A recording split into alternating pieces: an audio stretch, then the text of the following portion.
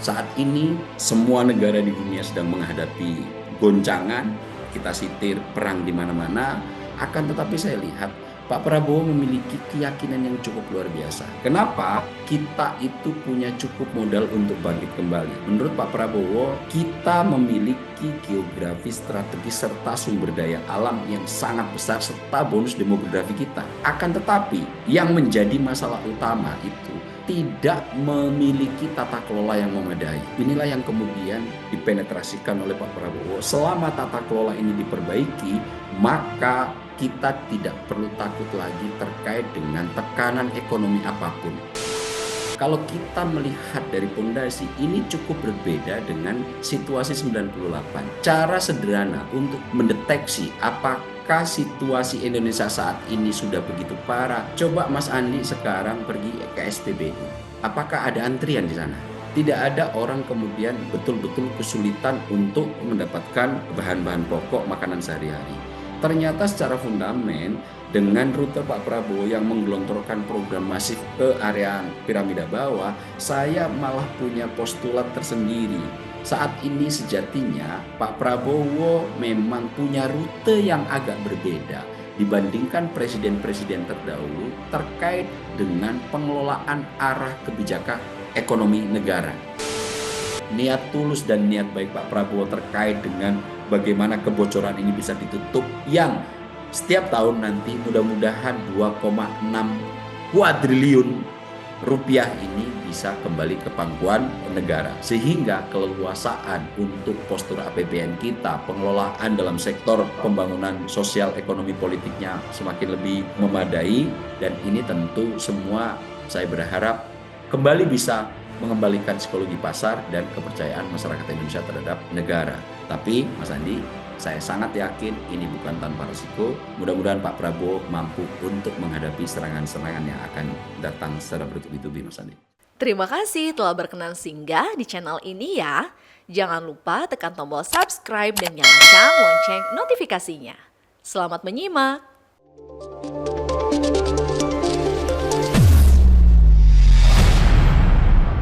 Berkolaborasi dengan Selamat malam pemirsa, kembali bersama saya di Sorotan Utama, program yang mengulas isu-isu nasional secara mendalam. Malam ini kita akan membahas pidato Presiden RI Prabowo Subianto dalam rapat paripurna DPR RI pada 20 Mei 2026. Pidato Presiden kali ini menjadi perhatian besar publik karena disampaikan di tengah kondisi nilai tukar rupiah yang tengah melemah. Di tengah tantangan global mulai dari perlambatan ekonomi dunia, tekanan harga pangan dan energi hingga dinamika geopolitik internasional, masyarakat tentu ingin mengetahui bagaimana sebenarnya kondisi perekonomian Indonesia saat ini, apakah pidato Presiden menjawab keresahan publik dan seberapa realistis target-target ekonomi yang disampaikan. Malam ini kita akan membedah lebih dalam isi pidato Presiden bersama narasumber kita, pendiri Skala Survei Indonesia, Bang Abdul Hakim MS. Selamat malam Bang Ab, bagaimana kabar Bang? Selamat malam Mas Andi, Alhamdulillah bugar. Alhamdulillah. Bang Ab, kita mulai pembahasan dari isu yang paling menjadi perhatian publik saat ini, yang yakni soal melemahnya nilai tukar rupiah. Dalam pidatonya di DPR, Presiden Prabowo mengaku kondisi ekonomi global sedang menghadapi tekanan berat akibat konflik geopolitik, ketidakpastian pasar keuangan, dan juga perlambatan ekonomi dunia. Presiden juga meminta masyarakat untuk tetap tenang dan optimistis menghadapi tekanan ekonomi tersebut. Namun, Bang Ab, publik ini tentunya ingin mengetahui sebenarnya seberapa serius kondisi pelemahan rupiah saat ini dan bagaimana pemerintah akan mengatasinya. Mengawali pertanyaannya Bang Ab, kalau melihat pidato Presiden kemarin di sidang paripurna DPR pada 20 Mei, sebenarnya pesan apa yang ingin disampaikan oleh Presiden Bang Ab? Presiden hadir untuk menyampaikan kerangka ekonomi makro (KEM) ya, serta pokok-pokok kebijakan fiskal disingkatnya PPKF itu, KEM PPKF. Ini sebetulnya bukan momentum biasa Mas Andi. Biasanya kalau untuk menyampaikan kerangka ekonomi makro dan pokok-pokok kebijakan fiskal dalam rangka penyusunan APBN itu biasanya cukup dihadiri oleh Menteri Keuangan untuk menyampaikan di hadapan Dewan Perwakilan Rakyat.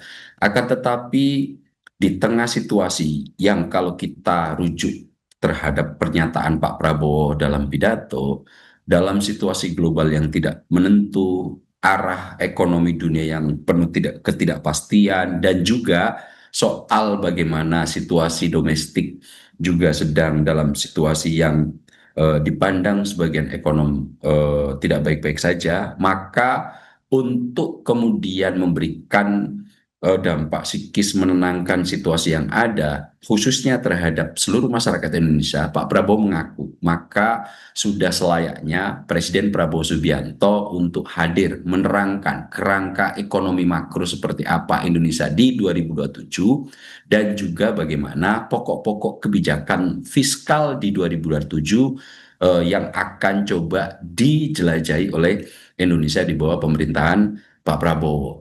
Nah, dalam situasi yang semacam ini, ketidakbiasaan yang sedang menimpa, yang biasanya hanya diwakili Menteri Keuangan, akhirnya Pak Prabowo menyempatkan hadir langsung menyampaikan kerangka ekonomi makro Indonesia di 2027. Pesan yang mungkin ingin disampaikan Pak Prabowo bahwa saat ini Indonesia diproyeksi akan mampu melalui badai besar ketidakpastian global di tengah perang di mana-mana, Eropa perang, Ukraina Rusia, kemudian juga di Timur Tengah perang,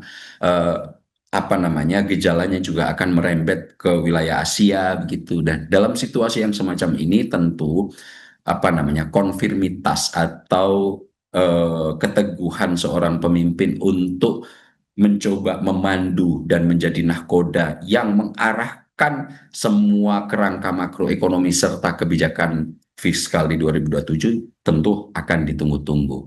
Nah, ini bagi saya momentum tidak biasa, momentum yang cukup baik diambil oleh Pak Prabowo untuk menerangkan apa sih kebijakan makro Indonesia di 2027, Mas Andi.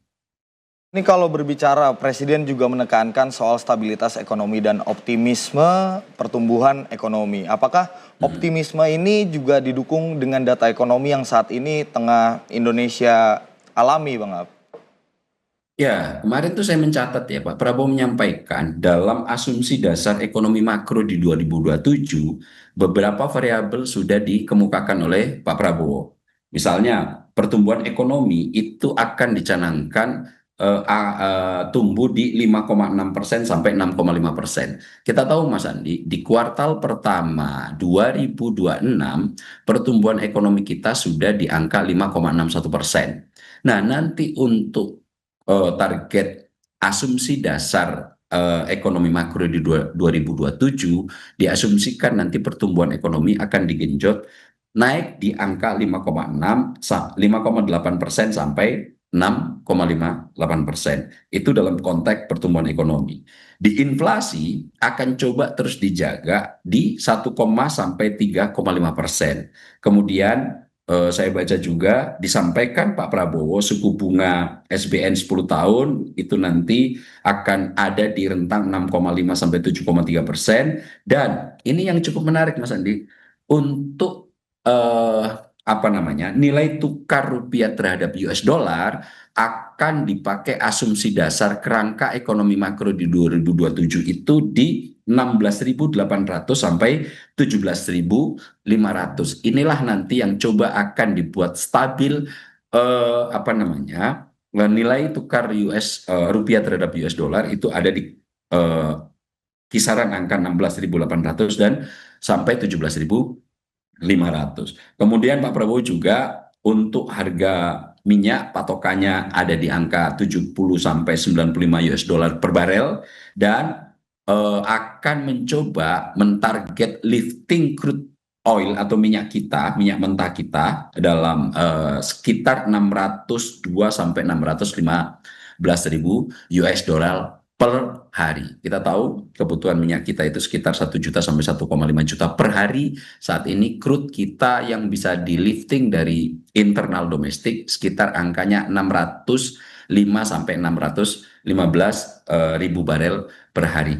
Kalau melihat asumsi dasar dari kerangka makroekonomi di 2027, tentu ini adalah asumsi yang sebetulnya tantangannya tidak ringan gitu Mas Andi. Nah, dalam konteks itu akhirnya Pak Prabowo memberikan bantalan, argumentasi besar. Oke, saat ini nilai apa namanya rupiah terus tergerus terhadap dolar dan saat ini angkanya sudah di 17 ribuan. Itu nanti akan coba ditahan untuk dasar ekonomi makro di 2027 batasnya ada di 17.500. Pak Prabowo berkomitmen angka ini akan menjadi standar baru terhadap devisa valuta asing kita, sehingga nanti untuk semua potensi yang akan apa namanya diupayakan adalah menjaga kestabilan rupiah. Nah, terkait itu, apakah kemudian nanti di tengah rupiah yang saat ini kita mendapatkan tekanan cukup luar biasa, pasar pun demikian, rujukannya adalah indeks harga saham gabungan yang dalam 2-3 pekan terakhir mendapatkan pressure cukup kuat sejak MSCI melakukan rebalancing gitu ya. Kemudian dalam beberapa hal ekonom sudah mulai ketakutan cukup luar biasa. Nah, yang paling menarik juga defisit kita menurut Pak Prabowo untuk anggaran itu masih cukup mapan tuh. Akan dipertahankan masih di angka di bawah 3%. Maksimal itu nanti defisitnya boleh di angka mendekati 2%. Nah, dalam situasi-situasi macam ini, saya melihat akhirnya kenapa Pak Prabowo perlu hadir dalam konteks penyampaian apa namanya eh, makro dalam rangka kebijakan ekonomi makro itu harus hadir sendiri karena memang situasinya tidak biasa nih Mas Andi. Akan tetapi saya lihat Pak Prabowo memiliki keyakinan yang cukup luar biasa bahwa sebetulnya kita sebagai sebuah negara, meskipun saat ini sedang ada sedikit goncangan dalam konteks ekonomi, tapi pondasi kita cukup kuat. Nomor satu, menurut Pak Prabowo, kita itu punya cukup modal untuk bangkit kembali. Kenapa? Kita memiliki geografi strategis serta sumber daya alam yang sangat besar serta bonus demografi kita. Apa itu? Jumlah penduduk kita adalah yang terbesar nomor 4 di dunia. Ini adalah pasar besar. Akan tetapi yang menjadi masalah utama itu hingga saat ini pondasi yang cukup kuat ini, kekayaan alam kita yang cukup luar biasa, kemudian geografis yang sangat strategis serta bonus demografi ini tidak memiliki tata kelola yang memadai. Inilah yang kemudian dipenetrasikan oleh Pak Prabowo. Selama tata kelola ini diperbaiki, maka kita tidak perlu takut lagi terkait dengan tekanan ekonomi apapun. Saat ini semua negara di dunia sedang menghadapi goncangan, kita sitir perang di mana-mana, kemudian ini juga bisa bergeser ke wilayah Asia, dan jika kita kemudian fokus terhadap diri sendiri untuk mengelola potensi-potensi besar yang sudah menjadi pondasi dasar dan itu ada di perut bumi kita, maka kebangkitan ekonomi hanya tinggal menunggu waktu. Nah, saat ini itulah yang kemudian kita dengar dari Pak Prabowo. Saya menjadi ingat dan cukup bersyukur mendengarkan apa yang diuraikan oleh Prabowo Subianto dengan bisa memahami. Kalau dulu Mas Andi masih ingat nggak terkait dengan pidato Pak Prabowo kampanye di 2019, di 2024 atau 2014 selalu mengatakan bocor, bocor, bocor. Nah, bocor-bocor ini ketika saya mendengarkan total apa yang disampaikan 1,5 jam lebih oleh Pak Prabowo, oh ini letak bocornya itu. Coba bisa dibayangkan Mas Andi, kekayaan alam kita selama ini dalam neraca ekspor impor kita selalu surplus. Akan tetapi dalam waktu bersamaan nilai surplus perdagangan kita, nilai keuntungan perdagangan kita, biaya atau keuntungannya tidak mayoritas berada di luar negeri.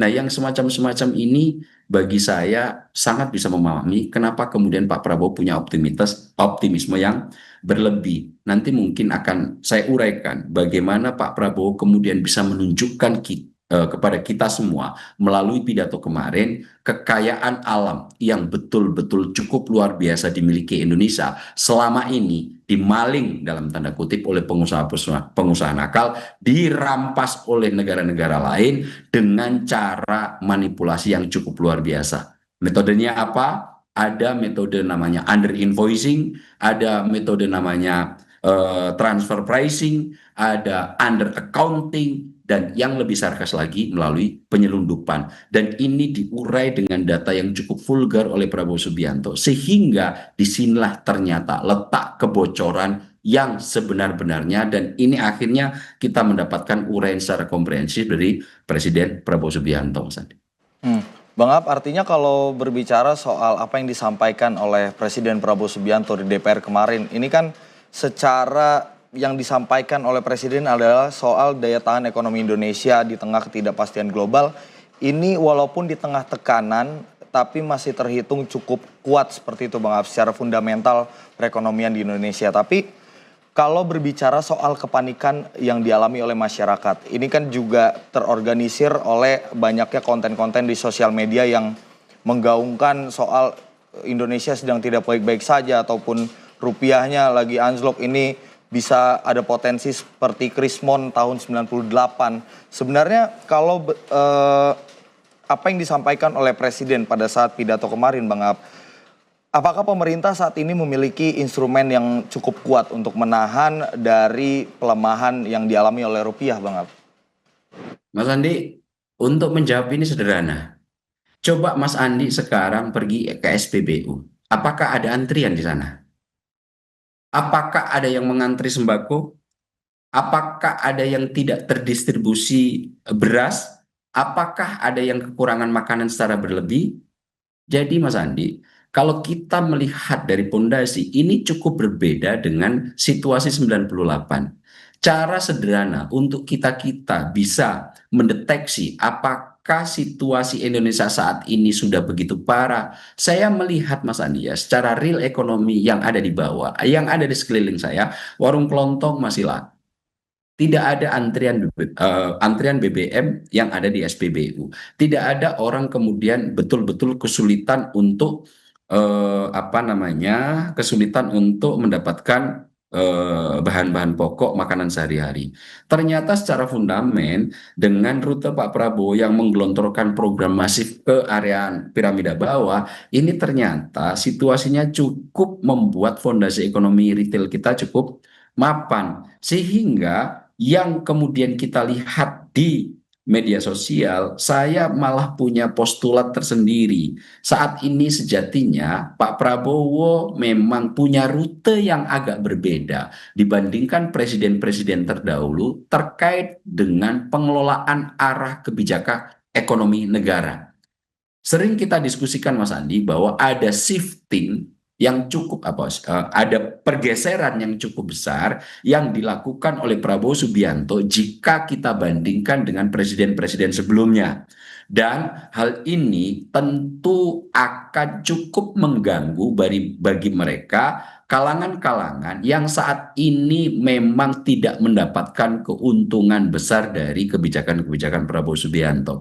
Mas Andi, kita kerap kali berdiskusi bahwa Pak Prabowo saat ini untuk shifting kebijakan negara terhadap pelaku makroekonomi itu lebih ada di piramida tengah bawah. Untuk piramida tengah atas yang selama 60 tahun terakhir selalu mendapatkan relaksasi, Pak Prabowo tidak segan-segan dan sangat berani untuk kemudian tidak memberikan relaksasi secara berlebih. Nah, saat ini oleh Pak Prabowo, kebijakan-kebijakan yang semacam ini cukup mengancam kemapanan mereka yang selama ini menanggung untung besar, yang kalau saya meminjam istilah bahasa Pak Prabowo, sudah cukup serakah. Kalian sudah cukup banyak menikmati kebijakan-kebijakan yang selama ini boyau. Jadilah pengusaha-pengusaha yang patriotis. Ayo kemudian kita berkontribusi untuk memberikan bantuan terhadap mereka yang lemah. Yang miskin jangan semakin dimiskinkan, yang lemah jangan semakin dilemahkan. Dan itu letter luck diberikan perintah Pak Prabowo. Misalnya, contoh paling sederhana, Pak Prabowo dalam pidato kemarin menyinggung soal kredit yang diberikan oleh Bank Himbara. Bank Himbara ini selama beberapa tahun atau beberapa puluh tahun terakhir selalu memberikan kredit dengan bunga yang cukup lunak terhadap kalangan piramida atas. Akhirnya Pak Prabowo bilang, giliran kredit itu dikucurkan ke piramida bawah, bunganya cukup besar. Diperintahkan ke Pak Prabowo itu, Bank Himbara, segeralah untuk kredit ke masyarakat piramida bawah, kasih bunga selunak-lunaknya. Nah, yang semacam ini tentu Mas Andi, yang ada di piramida atas ini agak cukup terganggu. Apalagi Pak Prabowo akan segera menggelontorkan sebuah kebijakan satu pintu terkait dengan pengelolaan SDA. Tentu ini akan cukup mengganggu. Nah, asumsi saya apa yang dilakukan Pak Prabowo ini agak cukup mengiris kondisi mapan yang selama ini dinikmati piramida bawah, dan merekalah yang sebetulnya menarasikan Indonesia tidak baik-baik saja. Padahal kalau kita telusuri secara lebih real begitu, cobalah lihat di kalangan bawah, semua ekonomi berjalan. Untuk kelas menengah, saya lihat mal-mal yang kelas menengah mendekati atas juga masih cukup ramai. Kokas masih cukup ramai, Senayan City masih cukup ramai, kemudian beberapa mal yang ada di Jakarta juga masih cukup ramai. Indikasinya sebetulnya ini tindakan spekulasi yang dilakukan oleh mereka-mereka yang tidak berharap Pak Prabowo istilahnya Pak Prabowo ini bertahan secara lebih lama. Karena dalam sejarah Mas Andi, ada yang menyebut, Mas Budiman Sujatmiko, dalam sejarah Presiden Indonesia, baru Prabowo Subianto yang usianya baru 2 tahun sudah mau digulingkan. Oke, itu sebenarnya cukup complicated ya Bang Ap ya. Banyak sebenarnya asumsi yang berkembang. Tapi ada hal yang Bang Ap sampaikan soal adanya kebocoran, soal aturan baru ekspor SDA yang disampaikan oleh Presiden Prabowo Subianto. Ini PP tentang tata kelola ekspor komoditas SDA pada 20 Mei kemarin Bang Ap. Kalau melihat kemunculan PP tata kelola ekspor SDA ini dalam konteks politik pemerintahan Presiden Prabowo Subianto, Bang Ap melihatnya seperti apa Bang? Ya, sebetulnya inilah yang kemudian tadi di segmen pertama saya sebut, saya mendapatkan penjelasan yang cukup rigid dan komprehensif dari Pak Prabowo Subianto ketika Pak Prabowo kampanye 2014, 2019 selalu menyinggung kata bocor, kekayaan negara kita bocor. Nah, setelah mendengarkan, Pak Prabowo itu menampilkan PPT Mas Andi. Misalnya Pak Prabowo menyinggung soal Indonesia itu ternyata tidak pernah rugi secara perdagangan. Pak Prabowo mengatakan bahwa secara perdagangan Indonesia sebenarnya selalu punya posisi positif karena nilai ekspor kita selalu lebih besar daripada impor kita. Nah, kalau dalam logika dagang sederhana Mas Andi, yang dijual Indonesia ke luar negeri artinya lebih besar daripada yang dibeli dari luar negeri ke Indonesia. Nah, ini kan menjadi sebuah paradoks menurut Pak Prabowo. Kalau ekspor kita selalu lebih besar, kenapa ekonomi kita masih cukup rentan dengan ulah-ulah, kalau pinjam istilah Mas Andi tadi, kelakuan spekulasi oligarki seperti yang saat ini hanya gara-gara merebalancing MSCI terhadap indeks harga saham gabungan kita langsung mengalami depresiasi. Kemudian rupiah kita dengan satu isu kecil kemudian valuta asing kita atau nilai tukar rupiah kita menjadi begitu rentan terhadap dolar. Ini yang kemudian menjadi kritik utama dari Pak Prabowo, Mas Andi. Apa? Menurut Pak Prabowo, kalau neraca dagang selalu surplus, Indonesia kan semestinya tidak terlalu mudah mengalami tekanan ekonomi gitu. Nah, tetapi secara faktual, faktanya Indonesia tetap menghadapi masalah. Kita anggaran terbatas, gaji guru, gaji ASN, gaji aparat masih kecil. Tekanan kurs dolar kita cukup mudah untuk menekan, kemudian kekayaan nasional tidak cukup untuk tinggal di luar negeri. Nah, disinilah kemudian Pak Prabowo, saya mendapatkan jawaban terkait konsep kebocoran itu, Mas Andi.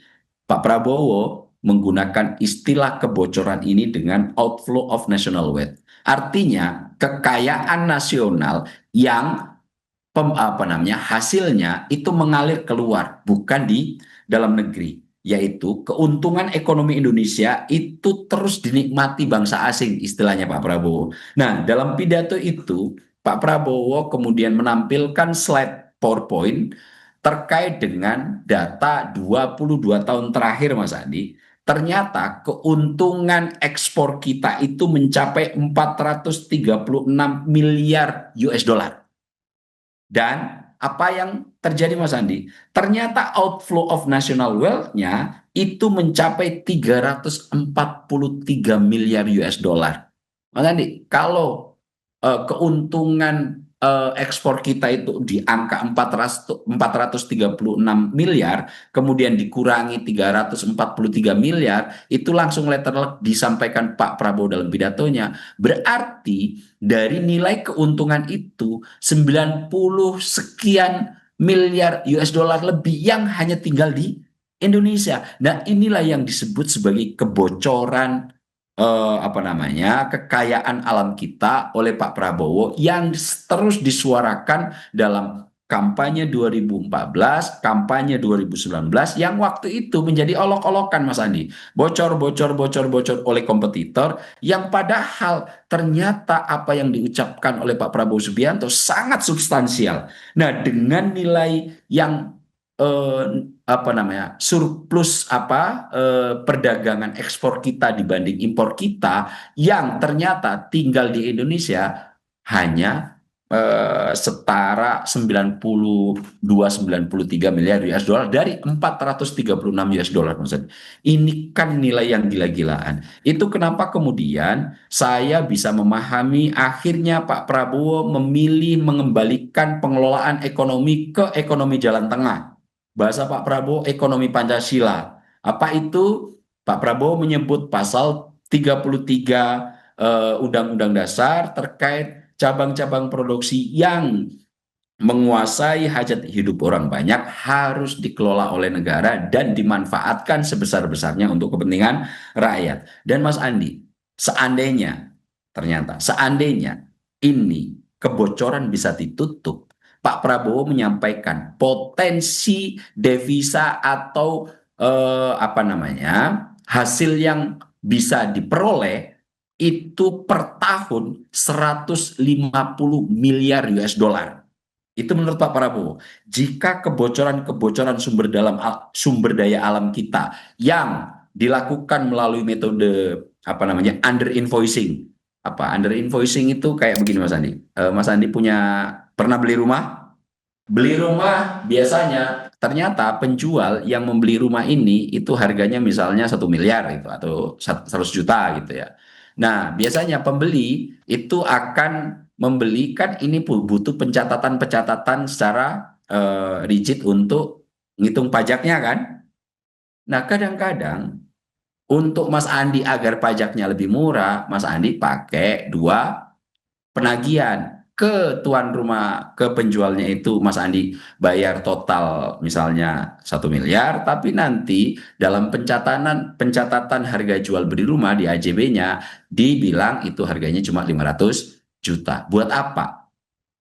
Invoicing yang under artinya harga yang dicantumkan dilaporkan kepada negara tidak senilai sebenarnya untuk ngakalin pajak Mas Andi. Nah, under invoicing yang semacam ini yang selama 22 tahun kata Pak Prabowo membuat kebocoran itu terus mengalir dan nilainya sampai 340 sekian miliar US dollar selama 22 tahun. Nah, jika kemudian ini bisa ditutup, potensi pendapatan kita bisa di angka 150 miliar US dollar. Ini kalau kita konversi ke rupiah Mas Andi, nilainya itu setara dengan 2.600 triliun atau 2,6 kuadriliun. Kalau ini kemudian saya bandingkan dengan APBN Mas Andi, berarti itu setara dari kan APBN kita 3.700 triliunan, berarti mendekati 2/3 APBN. Itu bayangkan Mas Andi, kebocoran kita per tahun 2/3 dari APBN kita. Nilainya berapa? 260 triliun tiap tahun atau 2,6 kuadriliun.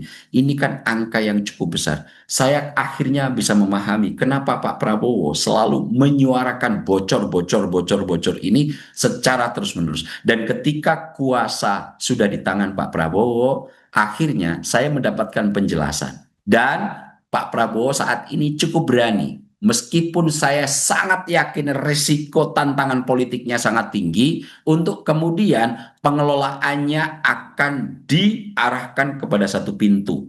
Namanya Perpresnya sudah ditandatangani, Perpres untuk tata kelola ekspor SDA strategis. Apa intinya? Bahwa nanti semua ekspor sumber daya alam kita, terkhusus untuk kelapa sawit atau CPO, kemudian yang kedua batu bara dan panduan besi, itu akan dilakukan melalui satu pintu.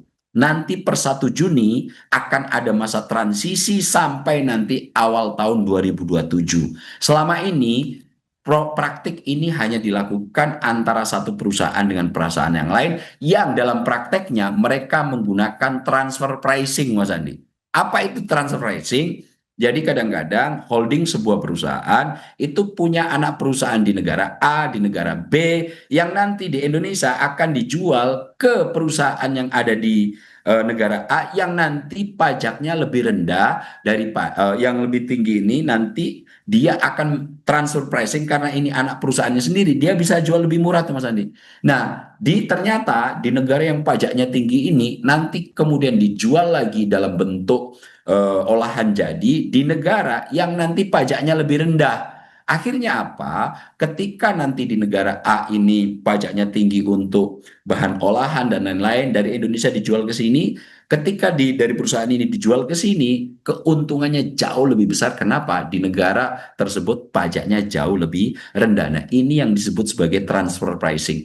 Inilah yang menjadi titik sentral dari kritik Pak Prabowo terkait dengan kebocoran SDA kita. Maka Pak Prabowo akhirnya mengambil langkah kita kembali ke ekonomi Pancasila, ke ekonomi jalan tengah, dengan cara mengeluarkan tata kelola ekspor SDA strategis dimulai dari tiga komoditas, yaitu yang pertama CPO, sawit kita. Pak Prabowo sampai bilang kalau nanti nggak ada yang mau beli, ya sudah kita yang pakai sendiri. Kita bangun. Saat ini Indonesia sedang mengembangkan bahan bakar solar B50 dari CPO kita, dan untuk bahan bakar bensin juga sedang diupayakan melalui sawit kita. Kemudian kalau nanti nggak ada yang mau beli dengan SDA kita, bauksit kita, tekstil kita, itu nanti semuanya biarkan itu dalam perut bumi. Buat siapa? Buat anak cucu kita. Mana bisa barangnya punya kita, keeksportir CPO punya kita, tapi harganya bisa ditentukan oleh negara lain. Ini dalam teori ekonomi sangat tidak rasional. Barangnya punya kita, yang akan menjual kita, tapi untuk harganya kita didikte oleh negara-negara lain. Nah, ini yang kemudian kritik keras dilakukan oleh Pak Prabowo. Dan untuk menutupi kebocoran ini, Pak Prabowo sudah mengeluarkan Perpres tentang tata kelola ekspor sumber daya alam strategis ini, dan kemarin sudah mulai disosialisasikan melalui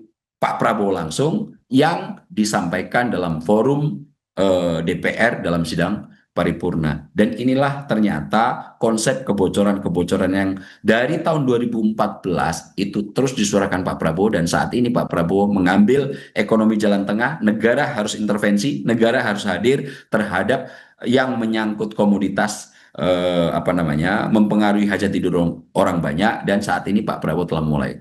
Tapi Mas Andi, saya sangat yakin ini bukan tanpa risiko, dan sepertinya mudah-mudahan Pak Prabowo mampu untuk menghadapi serangan-serangan yang akan datang secara bertubi-tubi, Mas Andi.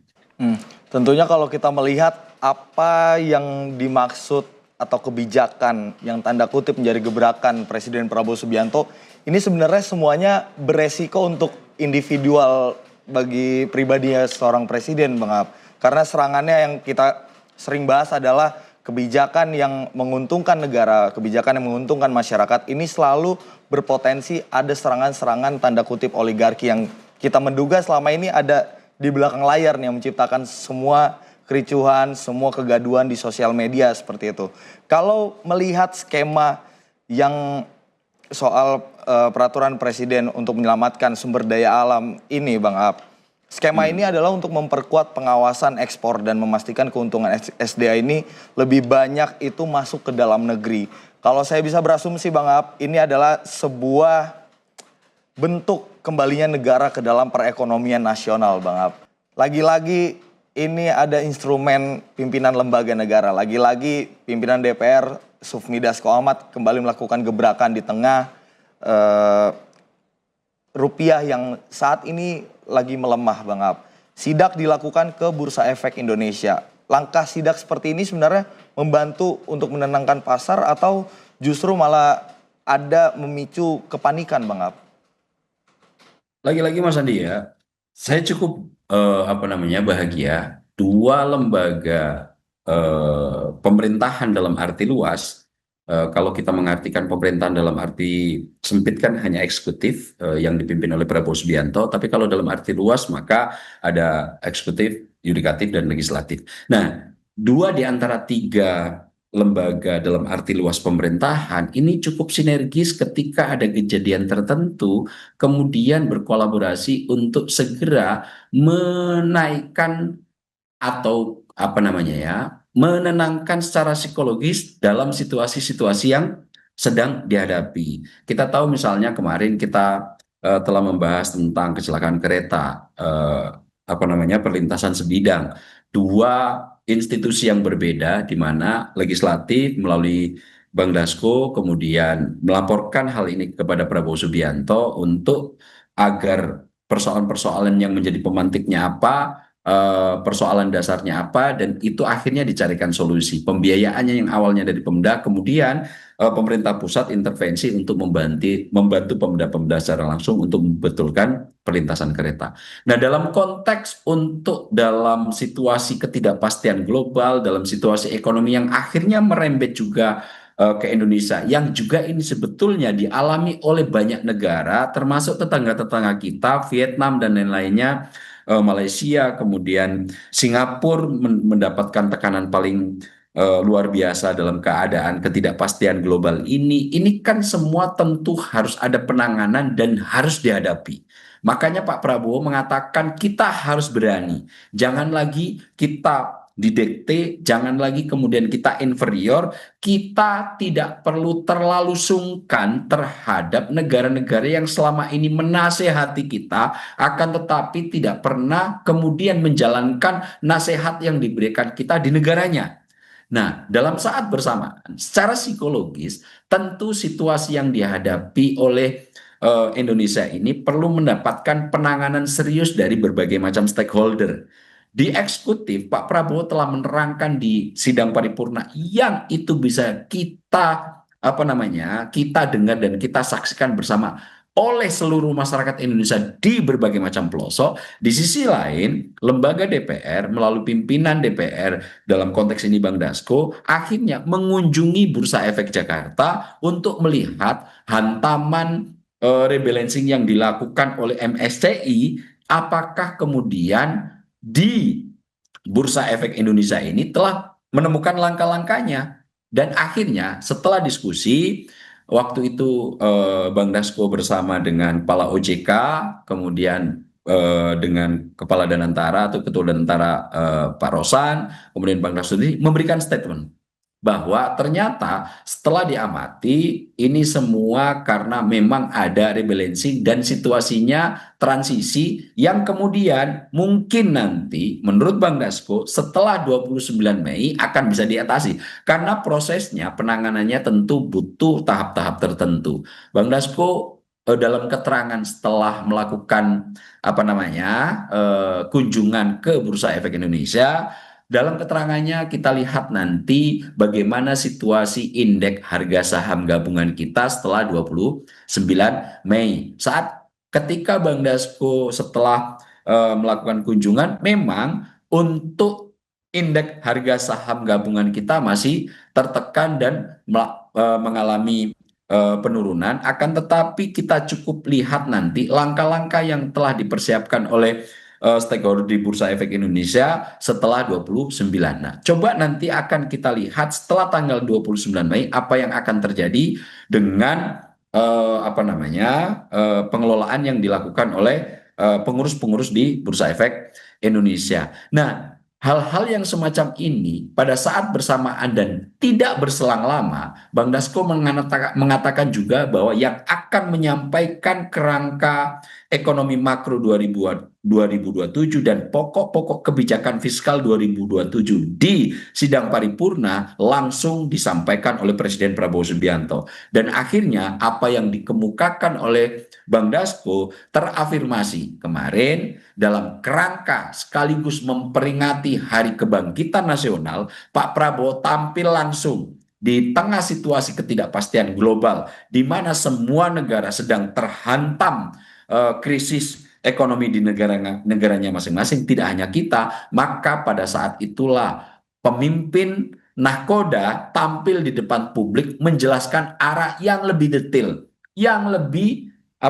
rigid, yang lebih bisa dipahami, sehingga kepercayaan dalam situasi yang tidak biasa ini bisa segera dikembalikan. Nah, ini bentuk sinergi menurut saya dari lembaga legislatif, dalam konteks ini pimpinan DPR diwakili oleh Bang Dasko hadir ke BEI, diskusi dengan OJK, diskusi dengan pengurus dan tentara, diskusi dengan stakeholder yang menjadi penanggung jawab Bursa Efek Indonesia, kemudian mencari persoalan utamanya apa, akhirnya ada keterangan pers 29 Mei nanti, mudah-mudahan ini segera bisa diperbaiki. Kita lihat sampai tanggal 29 Mei nanti terhadap pasar kita, terutama rujukannya indeks harga saham gabungan kita, apa yang akan terjadi perbaikan. Di sisi yang lain, eksekutif Pak Prabowo langsung terjun ke hadapan publik melalui penyampaian kerangka ekonomi makro dan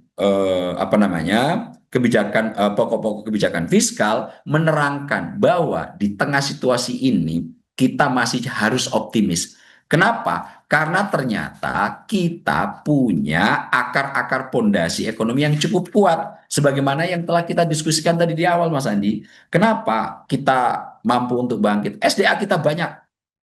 Kemudian apa? Jika ini kita kelola dengan cara sebaik mungkin, maka kita akan punya potensi. Bahkan Pak Prabowo itu menunjukkan proyeksi Goldman Sachs. Saya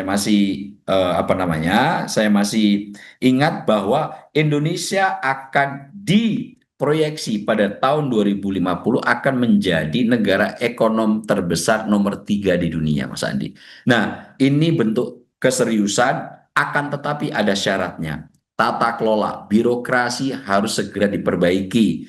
Kenapa Pak Prabowo dalam akhir-akhir pidato di kemarin mengatakan bahwa sebetulnya jika tata kelola ini akan bisa diperbaiki dalam waktu dekat, maka kekayaan alam yang selama ini bocor itu bisa dikembalikan ke negara, dan pada saat itu maka kita akan cukup leluasa memiliki struktur APBN yang cukup kuat, memiliki keleluasaan untuk membangun apapun yang bisa dibangun oleh bangsa lain. Kita bisa juga bangun dalam negeri, dan ini menjadi optimisme baru. Persoalannya saat ini birokrasi kita, Pak Prabowo menyebut sebagai deep state. Deep state itu apa? Adalah birokrat-birokrat yang bertahan sangat lama dalam sebuah institusi. Kalau jabatan politik kan paling 5 tahun, Mas Andi. Misalnya untuk presiden 5 tahun, bisa tergantikan. Misalnya para menteri datang dan pergi, rutenya 5 tahun, kata Pak Prabowo. Itu pun kalau sampai tuntas. Itu pun kalau nggak di-reshuffle. Kalau di-reshuffle mungkin 1 tahun sudah diganti, pemikiran baru lagi. Akan tetapi deep state masih akan nongkrong di situ. Deep state ini siapa? Birokrasi, Mas Andi. Mereka mampu memainkan cukup leluasa terhadap pemimpin-pemimpin baru yang baru akan mengelola sebuah kementerian, sebuah BUMN, sebuah kelembagaan negara yang itu batasan jabatannya pasti paling lama 5 tahun. Akan tetapi deep state inilah yang terus nongkrong di sana, sangat paham betul situasi dan kondisi, dan bercandaan Pak Prabowo, bahkan untuk minta tanda tangan persetujuan diberikan pada jam-jam ketika pemimpin-pemimpin politik ini sudah dalam kondisi capek. Masa minta tanda tangan pada pukul 17.30, di mana mana tanda tangannya, dilihat, oh ya tanda tangan. Saking pintarnya deep state. Nah, Pak Prabowo ngasih wanti-wanti. Deep state ini harus segera dirapikan, dan Pak Prabowo sudah memerintahkan kepada kementeriannya, rapikan deep state yang ada di lembaga masing-masing. Biarkan nanti mereka tiba-tiba nggak datang ke kantor, ditanya anaknya kenapa nggak kantor, karena sudah dipecat. Nah, yang kayak begini-begini Pak Prabowo, saya berharap apa yang dikemukakan dalam pidatonya nanti betul-betul bisa dijalankan dan diaplikasikan oleh para pembantunya di setiap kelembagaan dan di setiap kementerian dan di setiap stakeholder, terutama di Danantara yang memiliki atau aset under management yang sampai mencapai 1.000 triliun US dollar, Mas Andi. Tentu ini menjadi peringatan serius bagi Pak Prabowo terkait dengan dua pimpinan stakeholder eksekutif dalam rangka Pak Prabowo yang hadir menjelaskan ke publik. Bang Dasko sebagai pimpinan DPR yang kemudian turut menelaah dan belanja masalah dengan berkunjung langsung ke pusat pengelola bursa efek yang saat ini sedang mendapatkan tekanan serius dari pihak spekulan-spekulan asing yang dalam informasi yang saya terima termasuk menjadi salah satu kerangka berharap Pak Prabowo tidak sampai ujung pemerintahnya. Tentu ini langkah mudah-mudahan bisa meyakinkan kembali masyarakat kita, bisa membantu Pak Prabowo dalam memperbaiki ekonomi kita. Niat tulus dan niat baik Pak Prabowo terkait dengan bagaimana kebocoran ini bisa ditutup, yang setiap tahun nanti mudah-mudahan 2,6 kuadriliun rupiah ini bisa kembali ke pangkuan negara, sehingga keleluasaan untuk postur APBN kita, pengelolaan dalam sektor pembangunan sosial ekonomi politiknya semakin lebih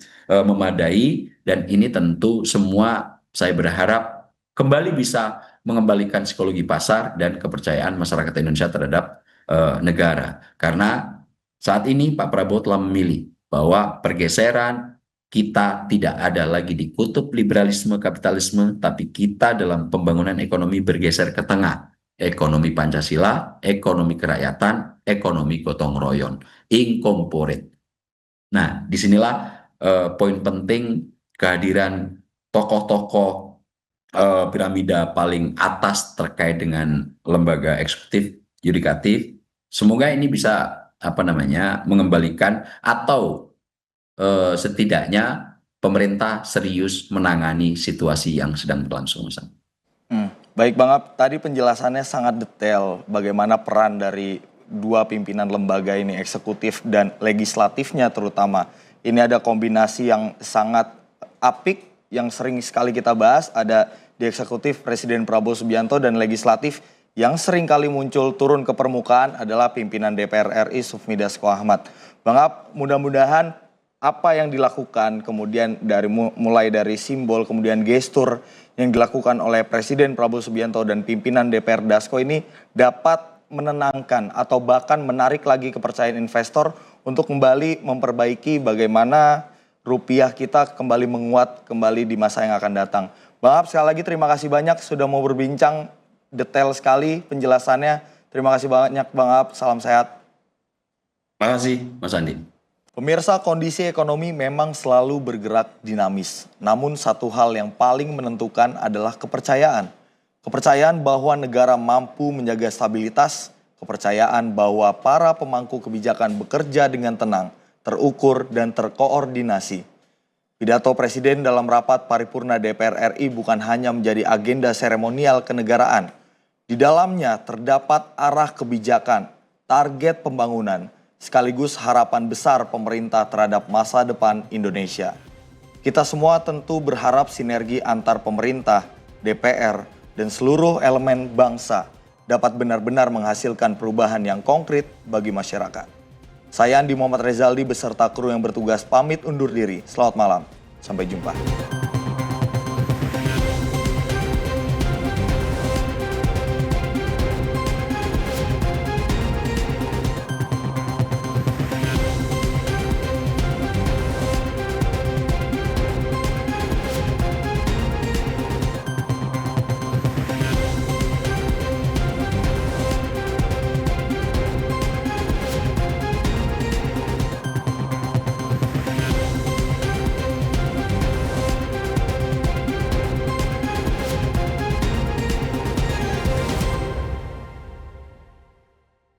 Terima kasih sudah menonton video ini sampai akhir ya. Agar tidak tertinggal video-video kami selanjutnya, yuk jangan lupa tekan tombol subscribe dan nyalakan lonceng notifikasinya. Dan untuk berdiskusi, silahkan tulis pendapatmu di kolom komentar ya.